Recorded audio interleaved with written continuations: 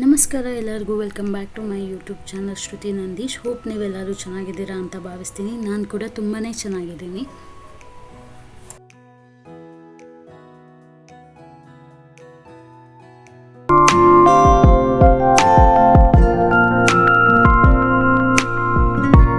ಈ ಈವ್ನಿಂಗ್ ಟೈಮ್ಗೆ quick and ಈಸಿಯಾಗಿ ಆಗುವಂತಹ ಒಂದು ಬ್ರೆಡ್ ಟೋಸ್ಟನ್ನು ನಾನು ಹೇಳ್ಕೊಡ್ತಿದ್ದೀನಿ. ಇದು ನಿಮಗೆ ಬೇಕ್ರಿನಲ್ಲಿ ಹೇಗಿರುತ್ತೋ ಅದೇ ಥರ ಟೇಸ್ಟ್ ಇರುತ್ತೆ, ಸಕ್ಕತ್ತಾಗಿರುತ್ತೆ. ಒಂದು ಸಲ ಆದರೂ ಟ್ರೈ ಮಾಡಿ. ಆ್ಯಂಡ್ ಸಿಂಪಲ್ ಇಂಗ್ರೀಡಿಯೆಂಟ್ಸ್ ಇದಕ್ಕೆ, ತುಂಬ ಜಾಸ್ತಿ ಟೈಮ್ ಕೂಡ ತಗೊಳ್ಳಲ್ಲ. ಜೀರಿಗೆ ಮತ್ತು ಸಾಸಿವೆ, ಅದಾದಮೇಲೆ ಹಸಿಮೆಣ್ಸಿನ್ಕಾಯಿ ಸಣ್ಣಕ್ಕೆ ಕಟ್ ಮಾಡ್ಕೊಳ್ಳಿ, ಟೊಮೆಟೊ ಹಣ್ಣು, ಆಮೇಲೆ ಉದ್ದಿನಬೇಳೆ. ಮೇನ್ ಇಂಗ್ರೀಡಿಯೆಂಟ್ ಬಂದು ಇದಕ್ಕೆ ಈರುಳ್ಳಿ ನೀವು ಉದ್ದಕ್ಕಾದ್ರೂ ಹಚ್ಕೊಬೋದು, ಇಲ್ಲ ಈ ಥರ ಸಣ್ಣಕ್ಕಾದ್ರೂ ಹಚ್ಕೋಬೋದು. ನಿಮ್ಗೆ ಯಾವ ಥರ ಇಷ್ಟ ಆಗುತ್ತೋ ಆ ಥರ ಹಚ್ಕೊಳ್ಳಿ. ಸ್ವಲ್ಪ ಕೊತ್ತಂಬರಿ ಸೊಪ್ಪು, ಸ್ವಲ್ಪ ಕರಿಬೇವಿನ ಸೊಪ್ಪು ಹಾಕಿದ್ರೇ ಇದಕ್ಕೆ ಟೇಸ್ಟ್ ಚೆನ್ನಾಗಿರೋದು. ಸೊ ಅದನ್ನು ಮಾತ್ರ ಸ್ಕಿಪ್ ಮಾಡಬೇಡಿ. ಆಮೇಲೆ ಇಂಗು, ಸ್ವಲ್ಪ ಅರಿಶಿನದ ಪುಡಿ. ಇದಿಷ್ಟೇ ಇದ್ದರೆ ಆರಾಮಾಗೆ 1 ಪೌಂಡ್ ಬ್ರೆಡ್ ಇದ್ದರೆ ಆರಾಮಾಗಿ ಮಾಡ್ಕೊಂಬಿಡ್ಬೋದು ಮನೆಯಲ್ಲಿ. ಕ್ವಿಕ್ಕಾಗಿ ಆಗುತ್ತೆ ಈ ಸ್ನ್ಯಾಕ್ಸು. ಸೊ ಈಗ ಹೇಗೆ ಮಾಡೋದು ಅಂತ ಹೇಳ್ತಾನೆ. ಇದನ್ನು ಮಾಡಲಿಕ್ಕೆ ಸ್ವಲ್ಪ ಎಣ್ಣೆ ತೊಗೊಳ್ಳಿ, ಜಾಸ್ತಿ ಎಣ್ಣೆ ಹಾಕ್ಕೊಳಕ್ಕೆ ಹೋಗಬೇಡಿ. ಜೀರಿಗೆ, ಸಾಸಿವೆ, ಅದಾದಮೇಲೆ ಉದ್ದಿನಬೇಳೆ, ಸ್ವಲ್ಪ ಇಂಗು, ಹಸಿಮೆಣ್ಸಿನ್ಕಾಯಿ ಎಲ್ಲನೂ ಚೆನ್ನಾಗಿ ಬಾಡಿಸ್ಕೋಬೇಕಾಗತ್ತೆ. ಉದ್ದಿನಬೇಳೆ ಸ್ವಲ್ಪ ಕಲರ್ ಬರಬೇಕು, ಆವಾಗ ಹಾಕ್ಕೊಳ್ಳಿ.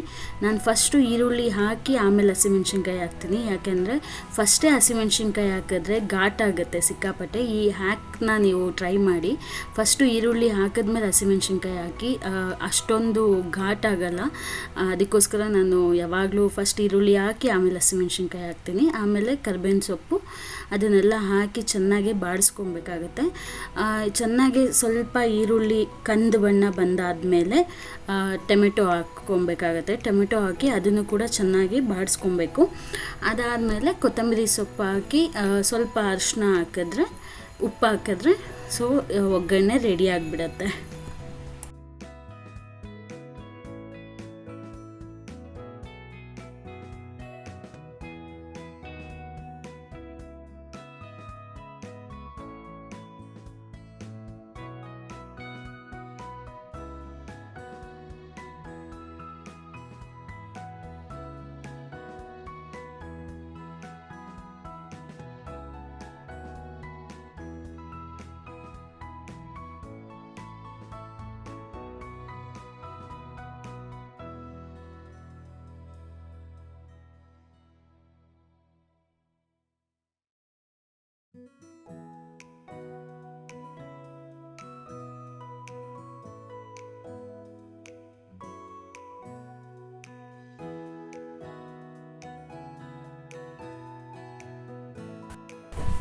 ಒಗ್ಗರಣೆ ಎಲ್ಲ ಆದಮೇಲೆ ಸ್ವಲ್ಪ ಅದನ್ನು ಆರಕ್ಕೆ ಬಿಟ್ಬಿಡಿ. ಅದಾದಮೇಲೆ ಸ್ವಲ್ಪ ತುಪ್ಪ ತೊಗೊಂಡು, ಅಂದರೆ ತವಾನ ಬಿಸಿ ಮಾಡಿ ತುಪ್ಪ ತೊಗೊಂಡು ಈ ವೈಟ್ ಬ್ರೆಡ್ ಇರುತ್ತಲ್ಲ ಅದನ್ನು ಟೋಸ್ಟ್ ಮಾಡ್ಕೊಳ್ಳಿ. ಸ್ವಲ್ಪ ತುಂಬ ಜಾಸ್ತಿ ಟೋಸ್ಟ್ ಮಾಡಬೇಡಿ, ಅಂದರೆ ತುಂಬ ರಫ್ ಆಗೋ ಥರ, ಕ್ರಿಸ್ಪಿ ಆಗೋ ಥರ ಎಲ್ಲ ಟೋಸ್ಟ್ ಮಾಡಬೇಡಿ. ಸ್ವಲ್ಪನೇ ಟೋಸ್ಟ್ ಮಾಡ್ಕೊಳ್ಳಿ.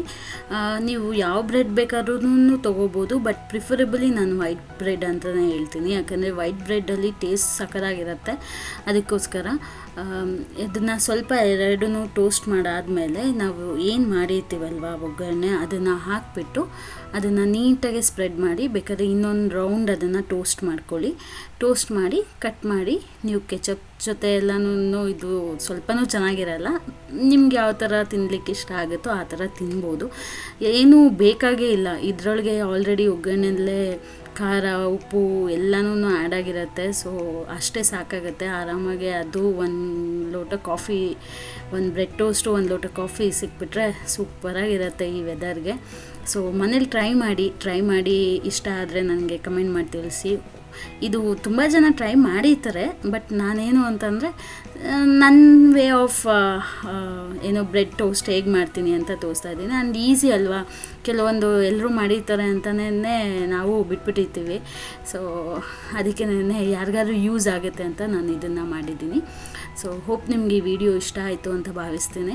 ಇಷ್ಟ ಆದರೆ ಲೈಕ್ ಮಾಡಿ, ಶೇರ್ ಮಾಡಿ, ಮತ್ತು ಸಬ್ಸ್ಕ್ರೈಬ್ ಮಾಡಿ. ನಿಮ್ಮ ಫ್ರೆಂಡ್ಸ್ ಆ್ಯಂಡ್ ಫ್ಯಾಮಿಲಿ ಜೊತೆಗೆ ಈ ವಿಡಿಯೋಸ್ನೆಲ್ಲನೂ ಶೇರ್ ಮಾಡಿ. ನೆಕ್ಸ್ಟು ಇನ್ನೊಂದು ಟ್ರಾವೆಲ್ ವ್ಲಾಗ್ ಸ್ಟಾರ್ಟ್ ಆಗುತ್ತೆ. ನಾವು ಡಿಸೆಂಬರಲ್ಲಿ ನಾನು ಏರ್ಕಾಡ್ಗೆ ಹೋಗಿದ್ದೆ.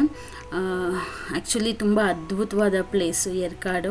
ತುಂಬ ಜಾಸ್ತಿ ಯಾರಿಗೆ ಈ ಕಮರ್ಷಿಯಲ್ಸ್ ಇಷ್ಟ ಆಗಲ್ವೋ, ಕಮರ್ಷಿಯಲ್ ಪ್ಲೇಸಸ್ ಇಷ್ಟ ಆಗಲ್ವೋ, ಪೀಸ್ಫುಲ್ಲಾಗಿರಬೇಕು ಅಂತ ಅನಿಸುತ್ತಲ್ವ, ಅಂಥವರು ದಯವಿಟ್ಟು ಏರ್ಕಾಡ್ಗೆ ಹೋಗ್ಬೋದು. ನಾನು ಹೇಗೆ ಇತ್ತು ಅದು ಎಕ್ಸ್ಪೀರಿಯನ್ಸ್ ಎಲ್ಲ ನಾನು ನೆಕ್ಸ್ಟು ಬರೋ ವ್ಲಾಗ್ಸಲ್ಲಿ ಹಾಕ್ತೀನಿ. ಸೊ ನೋಡಿ ಎಂಜಾಯ್ ಮಾಡಿ, ಮತ್ತು ಆ ವ್ಲಾಗ್ಸಲ್ಲಿ ಸಿಗೋಣ. ಅಲ್ಲಿವರೆಗೂ ನಮಸ್ಕಾರ.